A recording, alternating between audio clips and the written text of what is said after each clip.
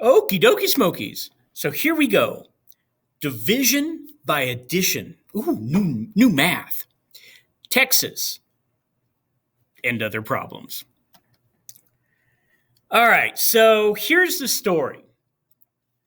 In the 1830s, 1840s, Mexico owns all of this territory here on the map. So they own this blue part, and then they own this orange part over here. So this is all Mexico at this time. And the problem is Mexico really doesn't have anybody living there. There's nobody there at the time. So Mexico wants to get this land settled. So they begin inviting Americans to come settle the northern part of Mexico, which is all of this stuff here. Because they know Americans are moving further and further west in search of more and more land. And Mexico wants to take advantage of that. So they invite Americans to move into the northern Mexican territories. Essentially, you get free land. This is very enticing to a lot of Americans. By 1836, over 30,000 Americans have moved into this land in northern Mexico, mostly in this Texas area. Big problem. A lot of these guys are Southerners because it's fairly easy for them to get there. And many of them have slaves, and many brought their slaves with them. That's going to be a real problem. The problem is Mexican law, does not allow slavery. It's against law to have slaves. But the Americans say, oh, nay, we're not giving up our slaves. These are ours, and they're not going to be given up. On top of that, the Mexican government begins to pass laws requiring these settlers to pay taxes, right? And the Texans, the Americans who are living in present-day Texas, don't like this idea because they say they don't have a voice. They don't have a say in these taxes at all. They're claiming taxation without representation. Where have we heard that before? Around mid-1830s, the Americans living here no longer identify themselves as Americans. They don't say we're Americans living in Mexico. That's not what they identify as. But they don't identify themselves as Mexicans either. They're going to identify themselves as something completely different. They begin to call themselves Texans. Oh boy. Now, the leader of these Texans, the guy who's kind of the self-appointed unofficial leader of the Texans, his name is Sam Houston.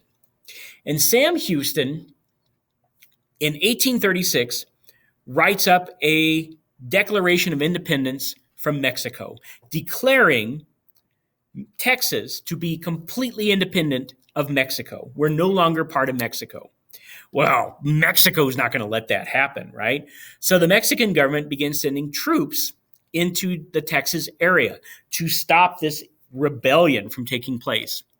One of the first battles takes place in a little tiny Spanish mission in San Antonio called the Alamo, and you can see the picture there. It's a very small place. And there are 150 Americans, Texans, who are holed up in the Alamo there.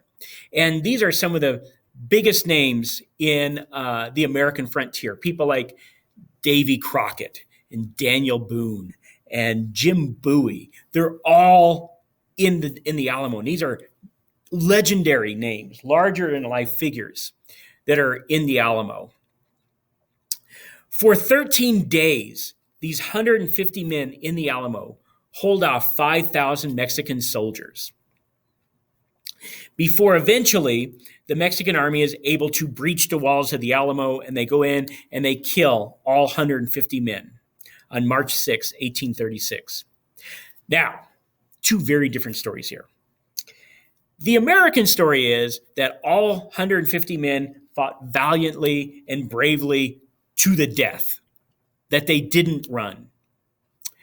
The Mexican version is that Davy Crockett dressed up as a woman and hid out in the infirmary, in the clinic, trying to avoid being captured and killed. Now, whose story do we believe? And the Mexican version is that there's several other soldiers that did that as well, but the most notable one is Davy Crockett. Whose version do we believe? Well, we don't know. We don't really have any hard evidence to prove it one way or the other, but the one that's been accepted is the American version. Why?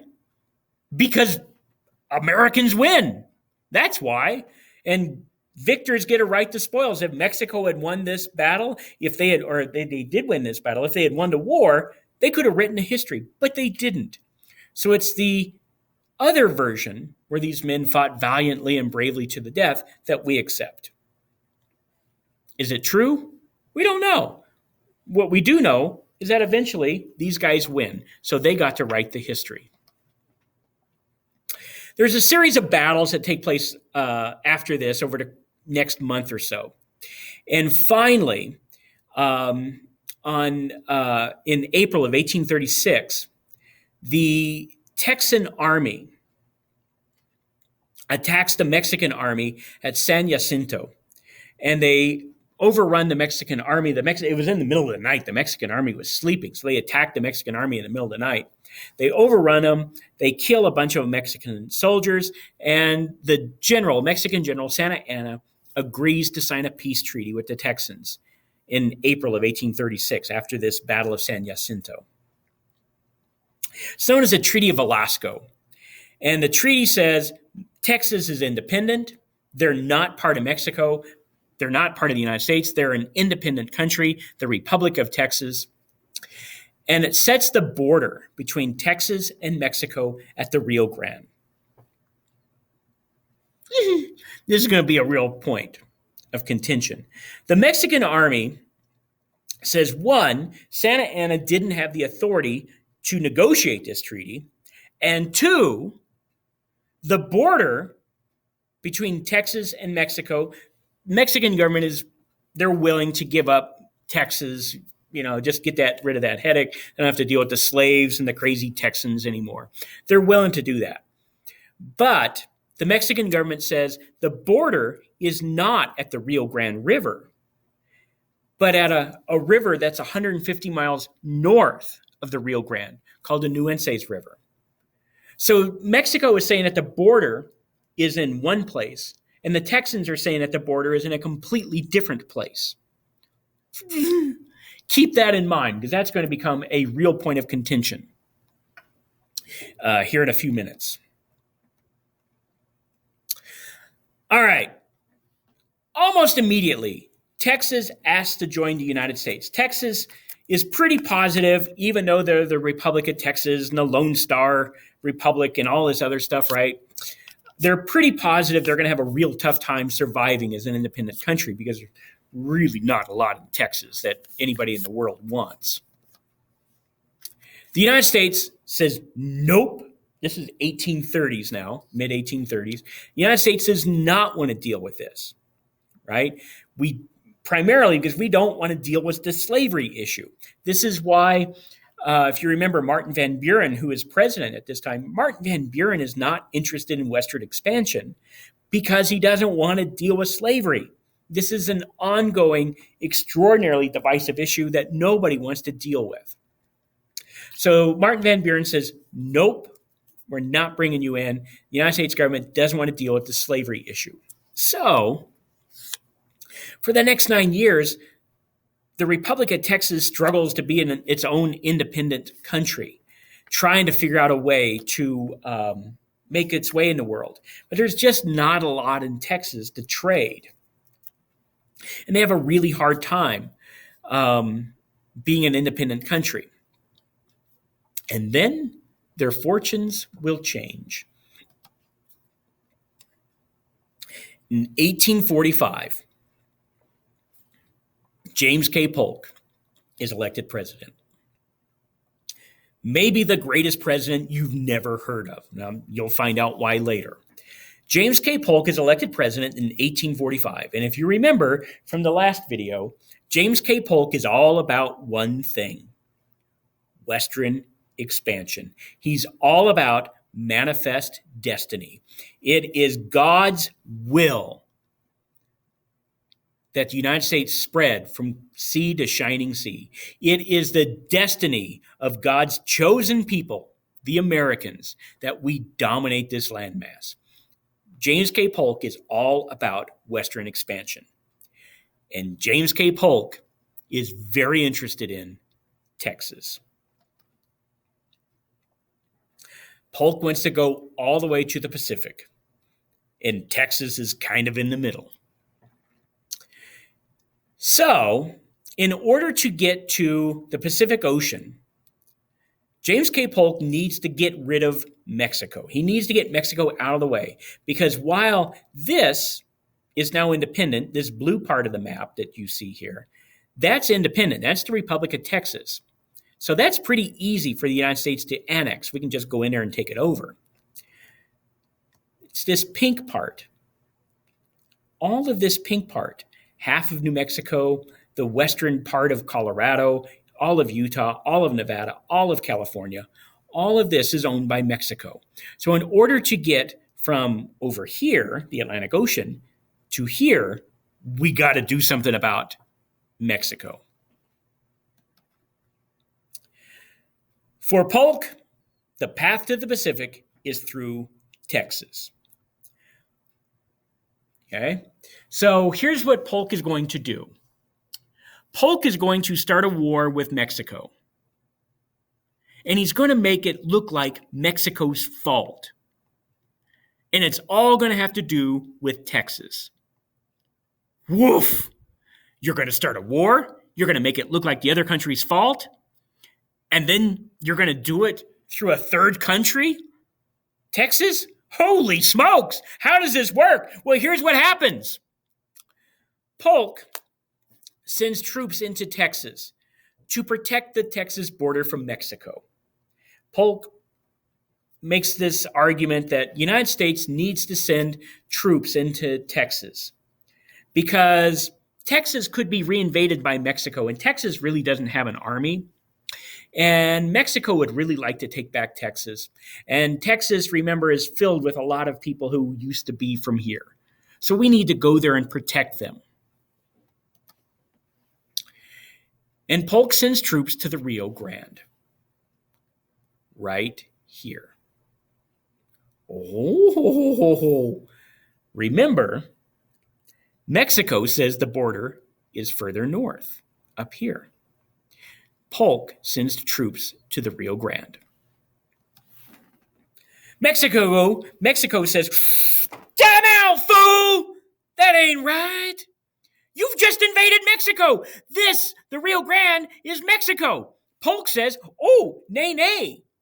The Rio Grande is part of Texas. The Rio Grande is the border of Texas." Mexico says, "Oh, nay. The border is further north. You've just invaded Mexico." Polk says, "Nope, we're in Texas." Mexico says, "Nope, you're in Mexico." Mexico attacks the United States troops along the Rio Grande River. Now the United States has just been attacked by Mexico. Polk goes to Congress. He says, "Look, American troops were hanging out protecting other Americans in Texas at the Texas-Mexico border. We were just minding our own business. And out of nowhere, and I mean nowhere, y'all, Mexico attacked us. Mexico just attacked American forces." So James K. Polk says, "I've got one thing to say. I've got one thing to say to Mexico. When a gang of wild dogs tries to run me down, I take the ringleader, make him look like a clown, unstoppable, untoppable. In case you forgot, I'm the king of the cats. I'm ready to rock. Let's go." And Polk asks for and receives a declaration of war against Mexico. And this is the Mexican-American War. This war is unique in American history in that we're not fighting for ideals. We're not fighting for concepts and ideas of freedom and liberty and democracy and things like that. Oh, we're fighting for territory.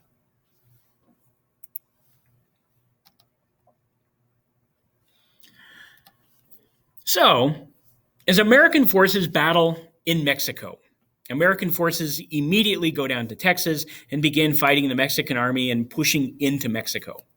James K. Polk sends other U.S. troops out to California.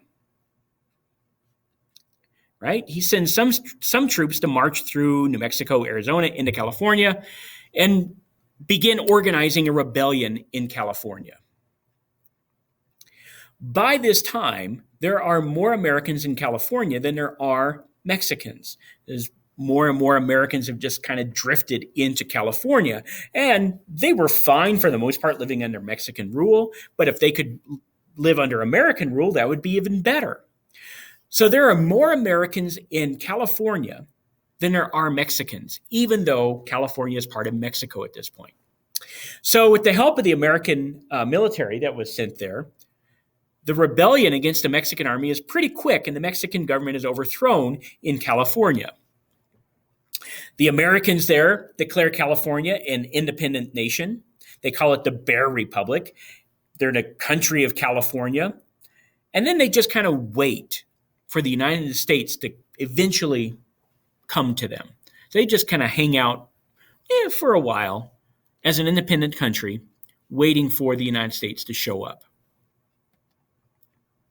Meanwhile, in Mexico, the war is going extraordinarily poorly for Mexico. They're losing and losing and losing and losing and losing and losing. And the United States is about to enter Mexico City, which will be the final nail in the coffin for Mexico. And the American military commander, the man who's leading the forces in Mexico, stops fighting. Oof. The American military leader is a man by the name of Zachary Taylor, and he's a Whig. And he doesn't like James K. Polk, a Democrat. Taylor wants to be president in 1848. And Zachary Taylor realizes that if this war goes well, as it is, and the United States wins, as it will, that it only helps James K. Polk. James K. Polk will look good, and it'll help the Democrats, which means Zachary Taylor probably will not be elected in 1848. However, if this war goes badly, then it'll look bad for Polk and the Democrats. And Taylor can come in as the white knight and save the day and be elected president in 1848. Well, James K. Polk understands what's happening. He knows about Taylor's political ambitions, and he knows what Taylor is doing. So Polk immediately fires Taylor. He's the commander-in-chief of the American military. He has that authority. He fires Taylor and replaces him with a guy by the name of Winfield Scott. Winfield Scott is also a Whig, but Winfield Scott really doesn't have any political ambitions, and more importantly, he's a good soldier, meaning he's going to put politics aside and do what he's supposed to do. Winfield Scott resumes the fighting, and within a short amount of time, the United States enters Mexico City for the big climatic showdown.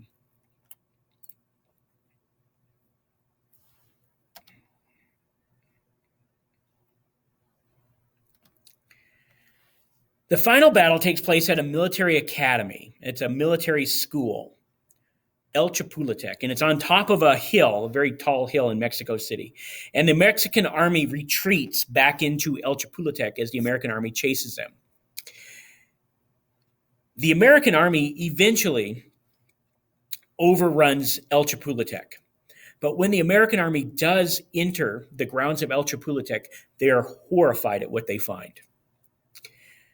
El Chapultepec, remember, is in a military academy. It was a military school. The Mexican army, who had essentially run out of soldiers, were arming the children in the academy to fight the American soldiers. And American soldiers, as they entered El Chapultepec, were horrified to find that they had been shooting and killing kids who were as young as 8 years old. Oh. After the United States takes over Mexico City, Mexico surrenders. And we get the Treaty of Guadalupe Hidalgo. The United States pays Mexico $15 million, a very bizarre thing the United States does. When we win a war, we pay the person that we beat.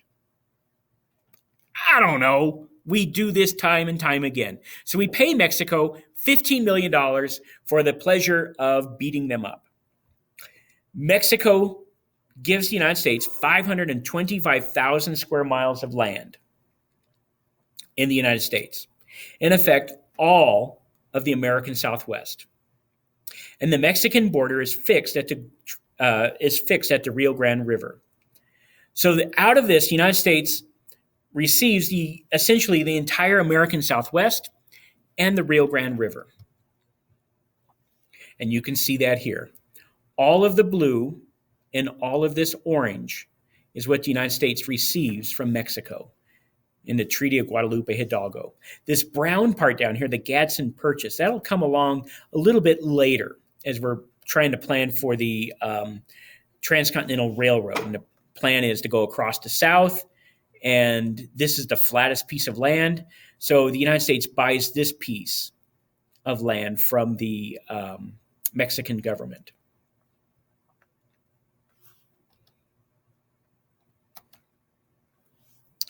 (1846). So we just won the war in Mexico. We've got all of this land. So now our attention is going to focus on the northwestern part, the Oregon Territory. Remember, this is what Polk wants, 54-40 or fight.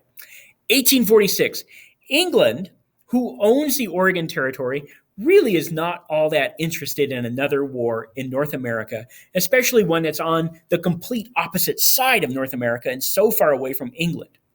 So England, who's not interested in a third war in North America, negotiates a treaty with the United States over the Oregon Territory. England agrees to give the United States the Oregon Territory, but instead of the border being set at the 54-40 parallel, which is where Polk wanted it, which was quite far into Canada, it's set at the 49th parallel. And the United States agrees to this. We're not going to get all the land that we wanted, but we're going to get a really good chunk of the land that we wanted in the Oregon Territory. Essentially, we're going to get all of Idaho, all of present-day Idaho, all of present-day Oregon, all of present-day Washington. Manifest destiny, this drive to the ocean, this belief that it's God's destiny to have the Americans dominate this landmass from sea to shining sea, has been achieved. Yay! 60 years after the establishment of the United States as a country, we've grown from a tiny sliver of land on the Atlantic coast to a very large country that has 2 oceans as its borders. 60 years, we've gone from here to here and taken over all of this territory. Manifest destiny has been achieved. All right, so this brings us to 1848, which is an election year. James K. Polk is an enormously popular president. He's fought a war against Mexico and brought in an entire corner, the entire southwestern corner of the United States. He's negotiated a treaty with England and brought in the northwestern corner of the United States, the Oregon Territory. He has achieved manifest destiny. In 4 years, he has increased the size of the United States by almost half. Polk said, I came in 1844. I said this is what I was going to do, and I've done it. The Democrats say, we know you're an amazing president. You're going to win re-election. People love you. You did exactly what you said you were going to do. You kept your promises, every single one of them. So let's get on board. Let's go 1848 and get you to 1852. This is a slam dunk. Polk says, nah. I've done everything I said I was going to do. I have nothing left to do. I'm done. And Polk leaves. After one term as president, Polk says, I did what I came to do, and I'm done. And he walks out the door. Whoa! What president has ever done this? I'll tell you who. Exactly none. No president who has ever had a chance to run for a second term has ever turned it down to this point. Holy cow, that's why he's the greatest president you've never heard of. All right, so the door's wide open. The Whigs nominate war hero Zachary Taylor. We love our war heroes. The Democrats scramble to replace Polk, and they nominate a guy by the name of Lewis Cass, and there's Lewis Cass. He doesn't look presidential. Well, we know Americans love war heroes, and they elect Taylor as president. And best of all, for the Whigs and Henry Clay, Zachary Taylor loves the American system. He thinks the American system is a great plan, and he's going to support everything that Henry Clay sends to him. And Henry Clay cannot believe how lucky he is. Henry Clay is just so happy. Finally, he's got somebody in who's going to support the American system. Finally, he's got somebody in who's going to support everything that he wants. And then I have a song about James K. Polk, but I don't think it'll play on when I'm recording here, so you don't get to hear the song. All right, so let's talk about what happens here. 1849, gold is discovered in California, setting off a rush of people into the state to find their fortune. This sets off a gold rush, right? Gold is found in a place just outside of San Francisco called Sutter's Mill. And once word of the gold found, and it's a lot of gold that they find, once that word gets out, it sets off a mad rush of people into the state looking to find their fortune or hoping to find their fortune, right? Now, this is why, here's why history's cool, y'all. This is why history's cool. This is why the San Francisco 49ers are called the San Francisco 49ers. Because the men who went to California, specifically the San Francisco region, looking for gold, they were known as the mighty 49ers, right? They were these miners, and miners had this reputation of being these rough, tumble, kind of mean guys, right? Because they were. I mean, you had to be to survive in that environment. So they were called the 49ers. They were coming into San Francisco. The San Francisco 49ers, their uniform colors are red and gold. Red for the soil in that area tended to be very red, and for the gold that they were looking for. That's why history's cool, y'all. They name football teams after historical events. They're not the San Francisco Numerators. They're the San Francisco 49ers because of this historic event. In a very, very short period of time, the non-native population in California more than quadruples in a year and a half. So the white population, the non-American Indian population more than quadruples in a year and a half. In a very, very short period of time, California has enough people in it, and it's organized enough to become a state. And that's where the problems begin.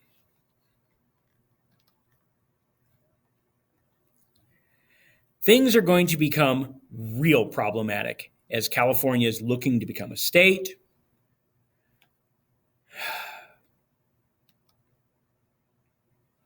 Zachary Taylor dies. Oh, the second! We've only had two Whigs as president, William Henry Harrison and Zachary Taylor, and both of them die as president. Both of them go toes to Jesus. Now, Taylor, here's why Taylor dies. Taylor is at a party in Washington, D.C., and he's eating cherries at this party and drinking milk. Yes, you heard that right.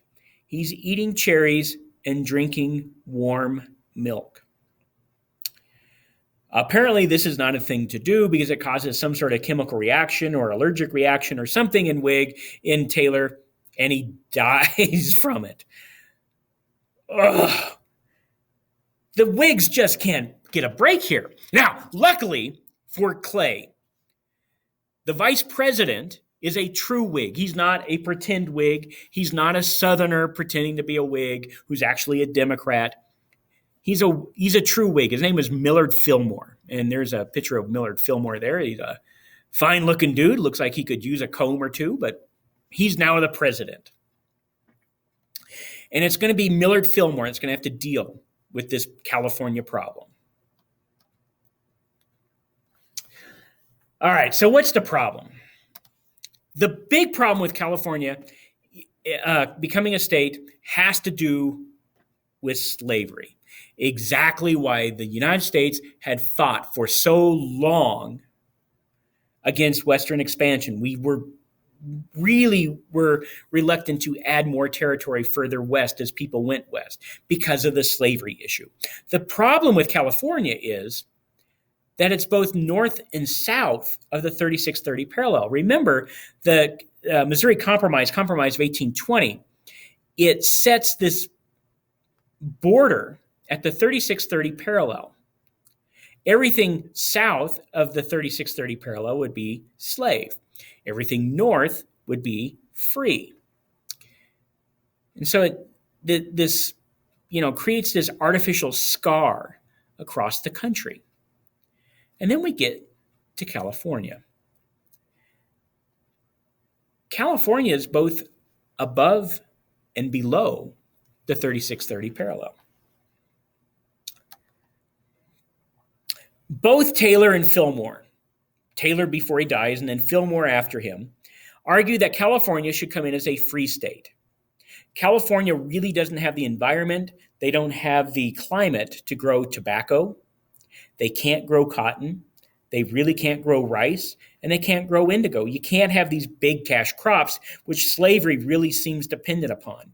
So there's no reason for California to come in as a slave state. However, the rest of the Mexican territory, Arizona, New Mexico, Colorado, Utah, Nevada, those areas, they can't grow anything, right? It's a desert, which means the South is not going to get any more states. The South is not going to see any more expansion of slavery, if that's the rationale. So the South is incensed because now if we bring in California, and then eventually we bring in Utah, and then eventually we bring in Colorado, and eventually we bring in New Mexico and Arizona and Nevada, the number of free states is going to vastly outnumber the number of slave states. And the South can't allow that to take place. So the South meets in Nashville. Then the Southern states, after this meeting, decide it's time to leave. It is obvious this country is against slavery. It is obvious that the deck is stacked against the Southern states. We're going to take off. We're out. Henry Clay can't believe what's happening here, right? Henry Clay, just as things are starting to go the way he wants them to go, just as he's got a president who supports his vision, the South, with all their agriculture and all their farming, is about to leave, which would be devastating to the American system. So Henry Clay, once again, is going to come together with a plan to keep this from happening.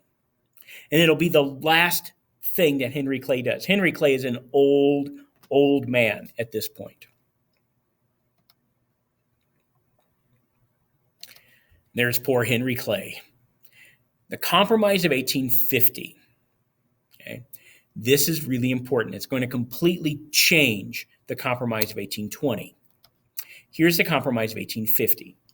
California will come in as a free state. Now, when the South hears that, they go, you don't get it, we're out. And Henry Clay goes, no. Wait. I got stuff for you. California will come in as a free state. Doesn't make sense for California to be a slave state. I'm going to give you guys fugitive slave laws. Okay? Now, presently, under the current laws, if a slave were successful in escaping to the north, to a free state, the South couldn't go in and retrieve those runaway slaves. Once you were in the north, you were free, right? This is the Underground Railroad and all that. So now, this will give southern states, Southerners, the opportunity to go north into free states to recapture runaway slaves. And any northerner who helped slaves escape, any northerner along the Underground Railroad who helped slaves escape, they'll be arrested. And then from here on out, because we've now got a lot more land to add into the country, from here on out, all new states will vote to determine if they're going to be free or slaves. This is known as popular sovereignty. So as each state is coming into the Union, they will hold an election, and that state will vote whether or not they want to be a free state or a slave state. So that's the Compromise of 1850. That's really important. California is a free state. We're going to get fugitive slave laws, right? That's what we're going to throw to the South. The North gets California. The South is going to be able to go capture runaway slaves. And then any new states that come in after this, and there's some states that are on the verge of being able to come in. They've got enough people there. They've got enough organization. Kansas, Nebraska come to mind. These are states that are about to become slaves or about to become states. They're on the cusp of becoming the next states. So when these new states come in, they'll vote whether they want to be slave or not. The South agrees, the North agrees, and the country is saved again. For a while.